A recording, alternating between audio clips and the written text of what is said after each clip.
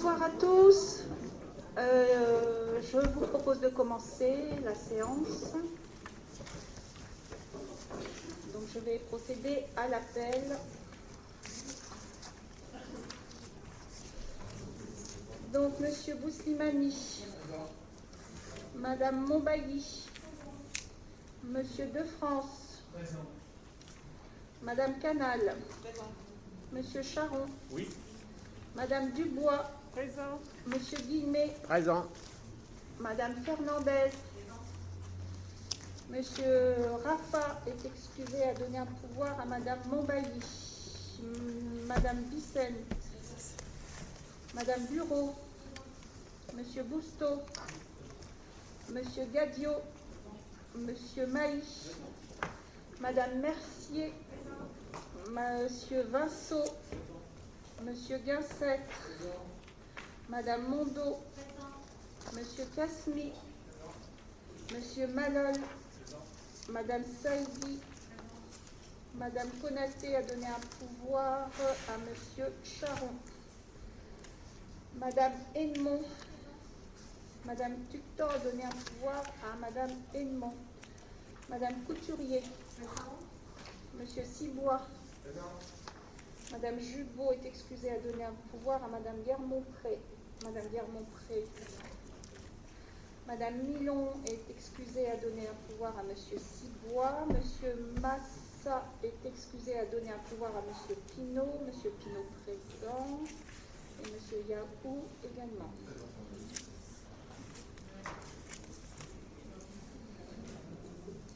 Donc il nous faut un secrétaire de séance.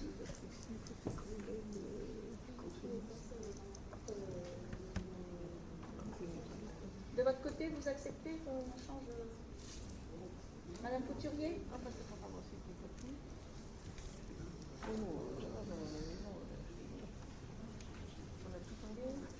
Donc les remerciements, vous avez la feuille, est-ce que ça appelle quelque chose de votre part?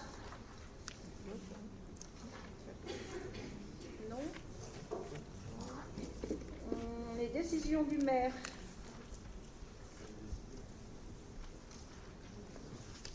Donc il y en a 4.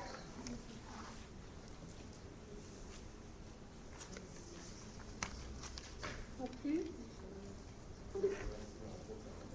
Pour les remerciements au niveau de la création des toilettes sèches au Square Longjoux, au niveau entretien, on se pose un petit peu des questions.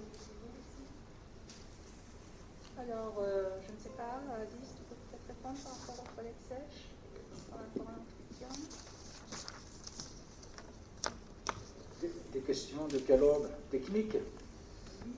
Non, mais il faut savoir que c'est un procédé qui est rodé, fait partie au fait du processus de compostage.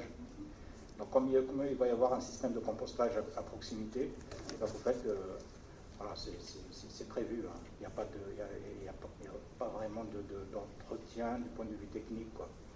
C'est un procédé assez avancé, c'est assez répandu. Hein.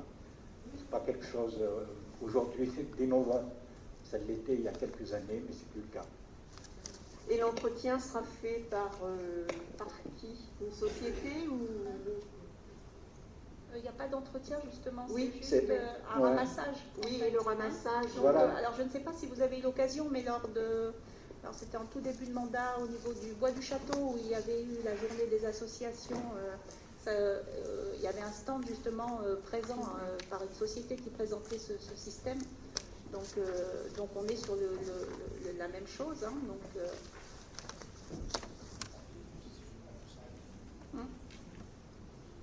donc il faut innover. Enfin, comme dit Aziz, c'est plus quelque chose de très innovant, mais du moins c'est quelque chose que nous n'avons pas sur la commune. Et donc le souhait était de tester, notamment au niveau de cet espace. Oui, parce que c'est vrai que les années précédentes, il y avait des toilettes qui devaient être prévues en centre-ville. Donc ça a été plutôt abandonné, cette idée. Non, il y a toujours, enfin au moins il y a des toilettes en centre-ville qui sont ouvertes, non? Pas me tromper, hein, madame? D'accord. Mais qui ne sont pas récentes alors? Ça remonte, d'accord.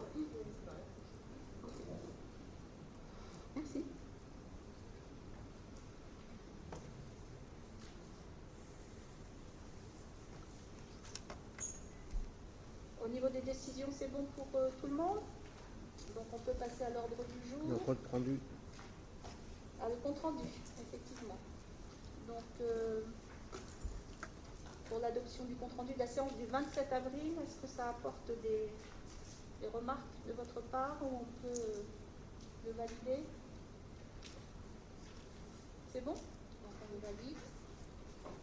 Donc on commence par le sujet finance.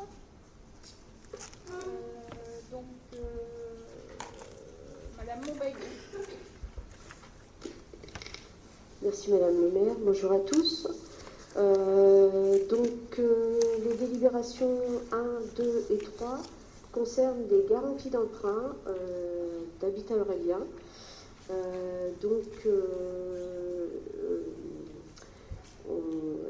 La mairie prend, garantit à 50% et donc le conseil départemental fait de même.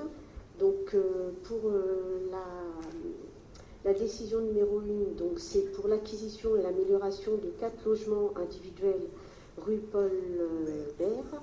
Donc la mairie garantit 50%, donc à hauteur de 292 000, puisque le prêt est de 584 000. Pour la délibération 2, donc réhabilitation de 5 pavillons 32, 34, 40 à 44, rue Mizzola. Donc pareil, la mairie donc garantit à 50%, donc à hauteur de 15 000 euros, et donc le prêt est à 30 000 euros. Alors, pour la décision et délibération, excusez-moi, numéro 3, réhabilitation de 12 logements collectifs 6 au 36 et 38 rue Mizzola. Donc, de même, on garantit, la ville garantit à 50%. Donc, le prêt est à 648 000 euros. Donc, on garantit à hauteur de 324 000 euros.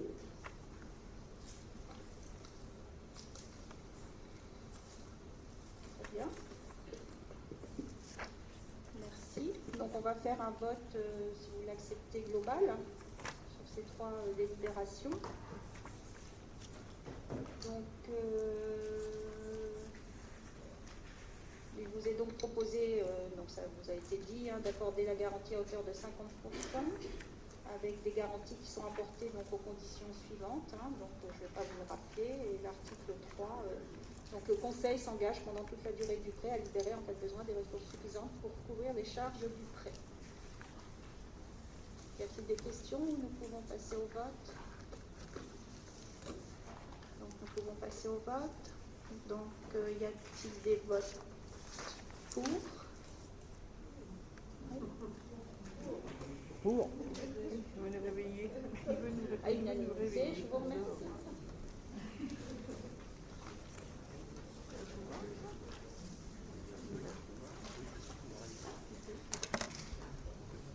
Donc nous passons au point 4, délibération 4. Alors, l'exercice 2021, donc décision modificative numéro 1 du budget annexe en rue, adoption. Donc, une erreur matérielle lors de l'élaboration du budget primitif du budget annexe en rue 2021, relative à l'inscription des crédits pour les dépenses imprévues, ces derniers ne pouvant excéder 7,5% des crédits correspondant aux dépenses réelles prévisionnelles de la section. Donc, il est proposé au conseil municipal d'approuver la décision modificative numéro 1 du budget annexe en vue de l'exercice budgétaire 2021 comme suit. Donc, en fonctionnement, alors chapitre 011, c'est charges à caractère général. Donc, nous inscrivons 2 000 euros et en chapitre 022, dépenses imprévues, nous enlevons moins 2 000. Donc, ce qui fait donc une opération blanche. Total dépenses de fonctionnement 0 et l'équilibre budgétaire reste inchangé. Le budget total s'établit à 50 000 euros en dépenses et en recettes de fonctionnement. Merci.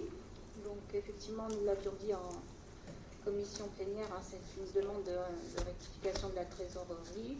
Donc, nous faisons. Nous pouvons passer au vote. Donc, qui est pour? Donc, unanimité. Merci. Nous passons maintenant au point urbanisme. Donc, avec le point la délibération 5. Donc, c'est M. Charon. Oui, bonsoir à tous. Cette délibération propose d'instaurer un Tu peux droit mettre ton micro un peu plus bas et plus haut, s'il te plaît. C'est mieux là? Oui, parfait. Ok. Oui, donc je disais, cette délibération propose d'instaurer un droit de préemption sur les fonds artisanaux, les fonds commerciaux et les baux commerciaux dans le cadre du périmètre de l'étude. Considérant le rapport économique établi par la CCI, considérant notre volonté d'agir en faveur de la préservation et du développement des offres commerciales, tant sur le plan qualitatif que quantitatif, considérant l'intérêt pour notre commune d'établir un droit de préemption sur les fonds artisanaux, commerciaux et les baux commerciaux au sein d'un périmètre de sauvegarde, il est proposé au conseil municipal d'approuver le périmètre dit périmètre de sauvegarde du commerce et de l'artisanat de proximité qui est constitué du périmètre de l'étude menée par la CCI, le rapport est en annexe, de se prononcer sur l'instauration au profit de la commune du droit de préemption sur les fonds artisanaux, les fonds commerciaux et les baux commerciaux situés dans le périmètre de sauvegarde, d'autoriser Madame le maire ou son représentant, au titre de l'article L 2122-22 du Code général des collectivités territoriales, à exercer au nom de la commune ce droit de préemption selon les modalités présentées ci-haut. Merci. Donc là encore, en commission plénière, nous avons expliqué que c'était un paragraphe qui manquait dans les prérogatives du maire, donc depuis la loi modifiée, donc c'est quelque chose que nous mettons à l'ordre du jour. Donc, je ne sais pas si vous avez des questions sur ce sujet. Oui, j'en ai une petite par rapport à... Il est dit et écrit là pour la volonté de la commune d'agir préservation et développement d'une offre commerciale et artisanale. Alors bon, vous avez fait faire une étude qui est ce qu'elle est. J'ai de mon côté regardé un petit peu, vous connaissez ma position, ma connaissance un petit peu, notamment des artisans. Donc la question est de savoir quelle est la mesure, quelle est l'ambition du développement commercial et artisanal, parce que dans l'étude que j'ai fait faire rapidement de mon côté dans les services de la Chambre de métier, je constate que effectivement Mainvilliers est en faiblesse énorme, notamment sur l'artisanat, avec une densité de l'équivalent de la moitié de la moyenne départementale. Au niveau départemental, on est à une densité moyenne de 20-21 pour 1000 habitants. Et à Mainvilliers, on est à 12-11 pour 1000 habitants. Et ça diminue. Donc la question c'est vraiment inquiétant et c'est une vraie question. Quand on dit que alors moi j'emploie pas ce mot, c'est certains d'entre vous qui emploient ce mot, les cellules sont pleines. Moi, les artisans, je ne les ai jamais mis en cellule, dans un laboratoire, dans une vitrine, dans un magasin, oui, mais jamais dans des cellules. Donc, il y a peu d'attractivité sur la commune de Mainvilliers, puisque la preuve, c'est qu'on a une densité très faible de la moitié de la moyenne départementale. Voilà, donc la question est, bon, évidemment, on va voter pour, c'est un outil indispensable qui existe depuis longtemps, la préemption à la main des mairies pour pouvoir garder justement des activités commerciales et du choix de la mairie pour éviter que ce soit tous les mêmes. Voilà, c'est un bel outil qui est, je constate, très peu, malheureusement très peu utilisé par les communes. Voilà. Alors oui, effectivement, c'est un outil qui date de 2007, c'est la loi Sarkozy qui permet effectivement aux villes ce droit de préemption par rapport aux baux commerciaux. Bon, alors après, quel est le projet pour la ville à ce stade Nous avons, comme vous, constaté ce qu'il en était des commerces sur la ville. Donc notre souhait, bien évidemment, notamment avec notre projet de rénovation urbaine, c'est d'améliorer la qualité et d'avoir une représentativité différente des commerces. Donc ça, c'est un vrai travail. Après, les commerces sont ce qu'ils sont. Ils correspondent aussi souvent, malheureusement ou heureusement, à la population qu'il y a suivant les lieux et suivant les quartiers. Donc, à ce stade, nous sommes là pour voter cette possibilité de préemption, mais sachez que nous sommes, tout comme vous, M. Sibois, bien évidemment, attachés à essayer d'obtenir sur notre ville et combler ce déficit que vous notez par rapport au département. Et ça, je ne peux être que d'accord avec vous. Voilà. Nous passons au vote. Donc, qui est pour? Unanimité. Je vous remercie. Nous passons à la délibération 6. Qui a pour objet l'acquisition du 6B rue Pasteur. Suite au retrait du permis de construire déposé par le promoteur Exeo pour un projet dont l'importance ne correspondait pas à l'identité du quartier concerné, la ville souhaite se porter acquéreur de la parcelle cadastrée AR 267 après accord avec M. Birfinkel pour un montant de 360 000 €. Il est proposé au conseil municipal de décider l'acquisition du bien, 6 bis rue Pasteur, 28 300, etc., donc pour un montant de 360 000 €, de prendre en charge les frais de géomètre, d'acte et de publication liés à cette acquisition, et d'autoriser Madame le maire ou son représentant à signer l'ensemble des actes et documents administratifs liés à l'exécution du présent acte. Merci. Y a-t-il des questions sur ce sujet de la rue Pasteur? Monsieur Sibois? Deux observations. La première, c'est qu'apparemment les domaines estiment la parcelle à 350 000 €, Oui. et vous l'achetez 360 000 €. On peut savoir pourquoi? C'est un accord avec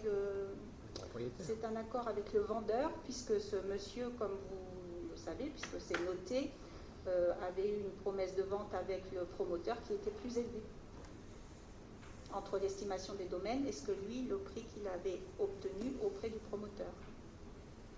Donc on coupe la poire en deux et on a trouvé un terrain d'entente à 360 000 €. D'accord, parce qu'on peut acheter, la mairie, après il faut respecter Oui, 10% en dessus, faut en dessous. respecter les délais, mais au moment par les domaines. Et deuxième observation, la mairie achète pour faire quoi?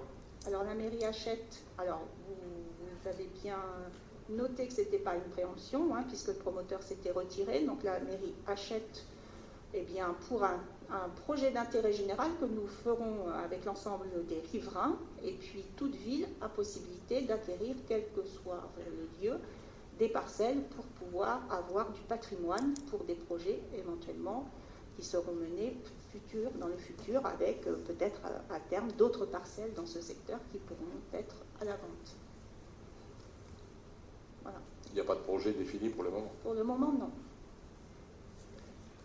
Puisque les projets immobiliers à l'origine, vous avez dû suivre comme nous, étaient bien trop denses, puisque sur cette parcelle, nous étions à 48 logements, donc quelque chose qui ne passait pas au niveau du secteur d'habitat de ce quartier.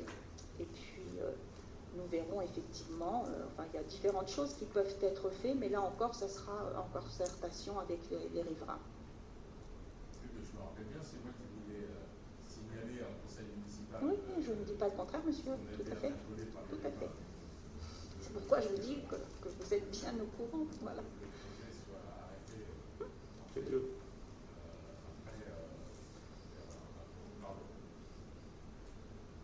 Donc oui, je répète, je me rappelle très bien, puisque c'est moi qui avais alerté le conseil municipal suite à un appel de certains riverains, que le projet soit arrêté, ça paraît de bon sens. Après, la question, c'est acheter, encore une fois, un petit peu plus cher que les domaines, c'est possible, mais ce n'est pas une obligation d'acheter non plus. Après, à faire un projet, pourquoi pas, mais on ne sait pas, on ne sait pas qu'est-ce qu'il va y avoir derrière. Mais Bon, pour voilà. l'instant, on n'est pas obligé d'avoir un projet ficelé puisqu'on n'est pas dans une préemption mais dans un achat. D'accord? Donc, bien évidemment qu'on en fera quelque chose. Il y a déjà des choses qui avaient été même envisagées quand nous avions fait la réunion publique avec les riverains. Hein. Peut-être un espace vert. Enfin, on est dans une zone quand même si elle est pavillonnaire, avec au bout quand même la nouvelle résidence privée et la résidence de logement social, les seniors, enfin, etc. On pourrait très bien imaginer un espace, un petit parc, un petit parc urbain. Enfin, il y a différentes possibilités. Nous ne sommes pas forcément axés sur de la construction, bien au contraire. Donc, tout est possible. Donc, le fait d'acquérir cette parcelle nous permettra dans le temps d'envisager quelque chose avec l'ensemble des riverains et de voir sur quoi nous pouvons déboucher pour que cela convienne au plus grand nombre. Nous pouvons passer au vote. Qui est pour? Qui s'abstient?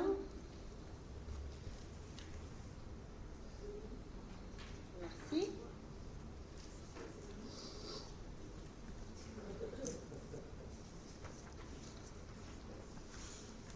Donc nous passons à la délibération 7. Qui a pour objet la convention de service commun d'instruction des demandes d'autorisation. Pour notre commune, les instructeurs de Chartres Métropole assurent déjà les missions d'instruction des permis de construire, des permis de démolir, des permis d'aménager, les déclarations préalables, les certificats d'urbanisme d'information et les certificats d'urbanisme opérationnel. Le renouvellement des missions incombant à Chartres Métropole ainsi qu'à notre commune font l'objet d'une convention jointe à cette délibération. Il est proposé au conseil municipal de continuer ce que l'on a déjà, de confier l'instruction des permis de construire, permis de démolir, permis d'aménager, déclaration préalable, certificat d'urbanisme à la communauté d'agglo de Chartres Métropole, d'approuver la convention de mise à disposition des services communs gérés par Chartres Métropole, créés hors compétences transférées, conformément aux dispositions du Code général des collectivités territoriales, et d'autoriser Madame le maire à signer la dite convention et tous les documents s'y rapportant. Donc merci. Là, donc c'est un renouvellement. Je pense que nous pouvons passer au vote. Donc qui est pour? Unanimité. Merci. Toujours pour toi, Romain? Oui. La délibération 8. J'arrive. Le temps, voilà.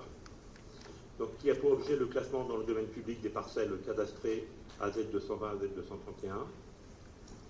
Donc, suite à une sollicitation du syndicat du lotissement de la Mare Corbonne pour un classement des parcelles AZ220, AZ232, AZ231 dans le domaine public routier de la collectivité, à savoir une voie ouverte à la circulation avec une entrée au niveau du numéro 12 de la Mare Corbonne, il est proposé au Conseil de se positionner sur le classement dans le domaine public des parcelles cadastrées AZ220, AZ231, AZ232, Titre-Avinvilliers.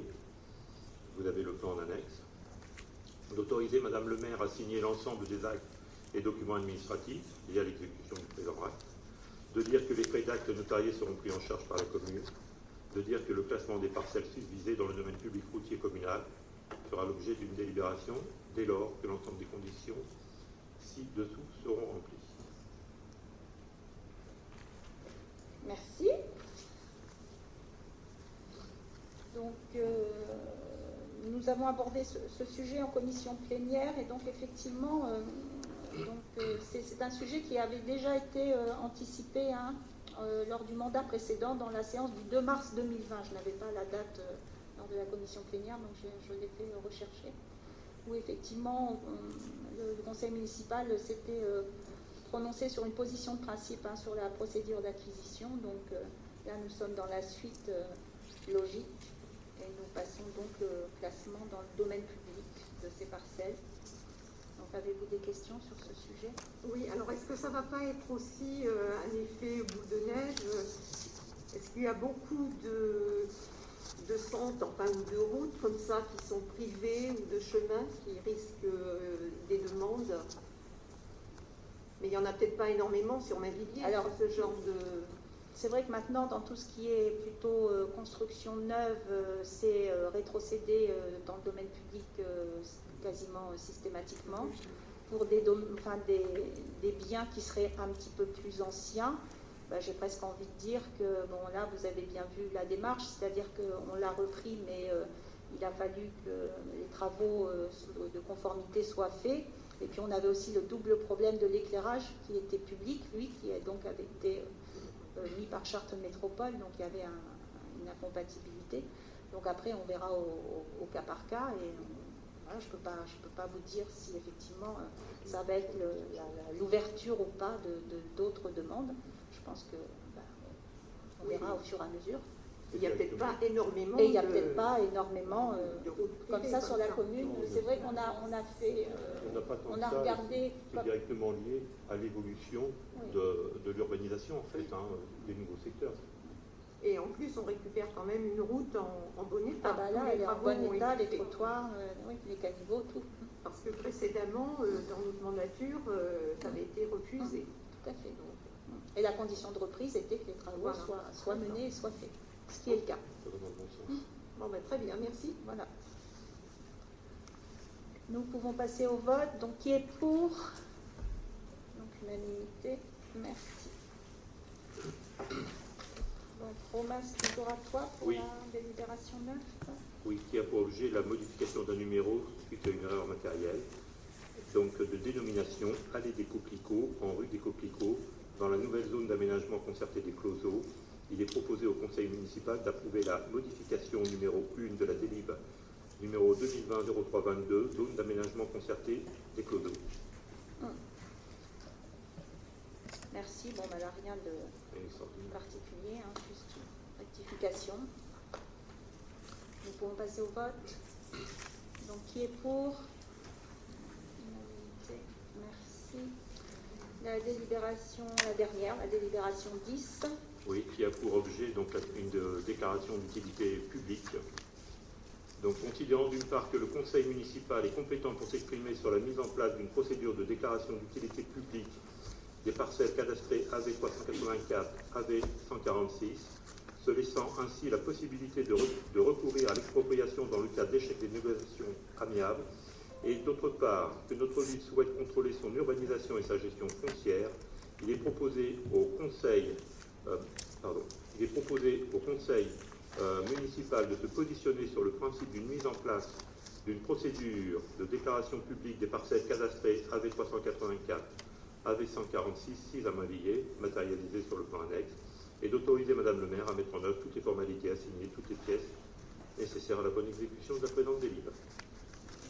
Merci. Avez-vous des questions sur cette parcelle, M. Thibault? Oui,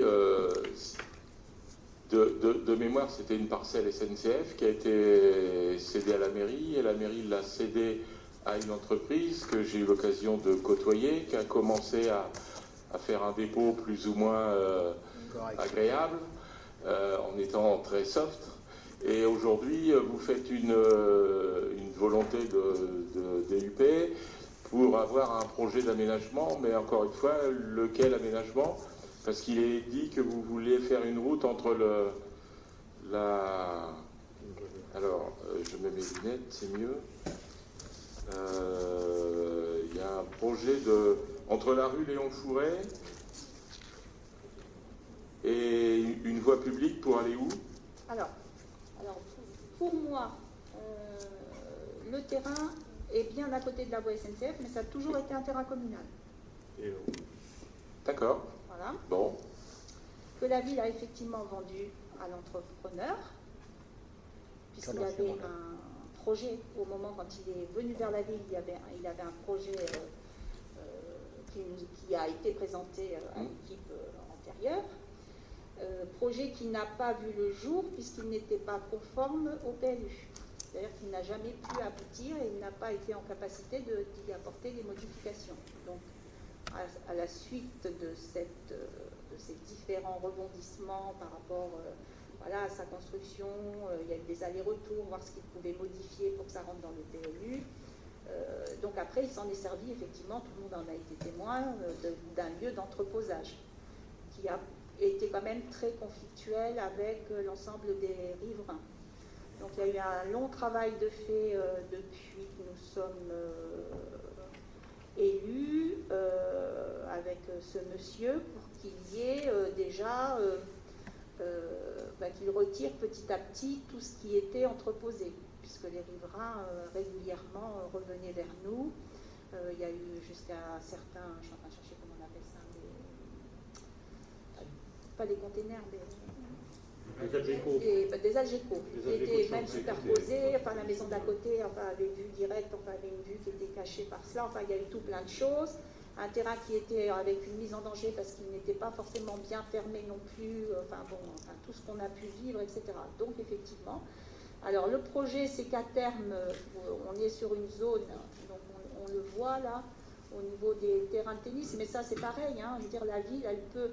Ce qui est acquis à un moment parce qu'il y a un projet qui semble correct et qui semble... Vous savez, c'est toute la difficulté quand les gens viennent vous voir avec un projet qui semble bien ficelé et au fur et à mesure du temps, on s'aperçoit que malheureusement, ce qui semblait être un beau projet, au final, c'est quelque chose qui ne respecte pas les règles et c'est quelque chose sur lequel on voit que très rapidement, on ne va pas arriver à un consensus. Donc là encore, on est sur une acquisition de parcelles, comme la loi nous l'autorise, pour avoir un patrimoine et qui pourrait peut-être, d'ici quelques années, alors là on est dans le futur, nous permettre, vous voyez, on est par rapport au terrain, notamment les espaces verts, là après les terrains de tennis, voilà, il y a toute une réflexion sur cet espace et peut-être que ça nous permettrait d'avoir au moins un cheminement piéton pour pouvoir, si à terme, dans quelques années, voire plusieurs années, il y avait un remodelage de ces espaces verts sur un autre site, faire peut-être de l'habitat et prévoir de ce fait un désenclavement piétonnier pour regagner la route. Voilà, c'est une opportunité qui nous semblait intéressante et dans la mesure où on a quand même vécu des moments compliqués avec ce monsieur, donc voilà, on souhaitait, nous, pouvoir... à nouveau avoir cette déclaration d'utilité publique sur cette parcelle. Vous n'êtes pas dans le cas où vous achetez à l'amiable, il vend et vous achetez, parce que là, vous faites une procédure de déclaration d'utilité publique, oui. Donc c'est que vous n'achetez pas directement avec lui. Vous êtes toujours en discussion animée. On peut dire ça comme ça. Oui, c'est vrai. Disons que la DUP nous permet à un moment de trancher si on n'arrive pas à se mettre d'accord. Mais bien évidemment qu'il est là, on recherchera l'entente amiable dans un premier temps. Il faut trouver une solution quand même à un point noir sur ce quartier qui est quand même qui n'était pas acceptable en termes d'image et surtout de sécurité. Il faut savoir quand même qu'il s'est, pour la petite histoire, il s'est quand même raccordé à l'électricité sans aucune autorisation, en passant des fils sous des tuyaux, dans des choses qui n'étaient pas du tout aux normes. Donc c'est quand même très compliqué. Donc il faut, à mon sens, en tant qu'élu, essayer de rattraper cela. Et voilà, même si effectivement, à une époque, il y a eu une décision de nos prédécesseurs de vendre, eh bien, malheureusement, il faut parfois essayer de récupérer et d'arranger les choses. Voilà. Nous pouvons passer au vote. Donc, qui est pour? Donc, unanimité. Merci à tous.